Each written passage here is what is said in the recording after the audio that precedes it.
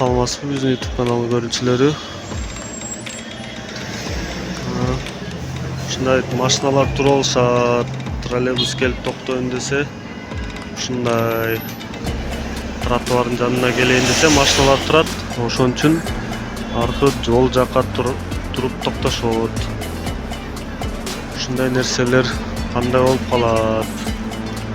Мынакей остановканын баш жагында таксилер турат. Бул троллейбус тротуарга жетпей токтойт, маршрутка тротуарга жетпей токтойт. Көрүнүш ушундай.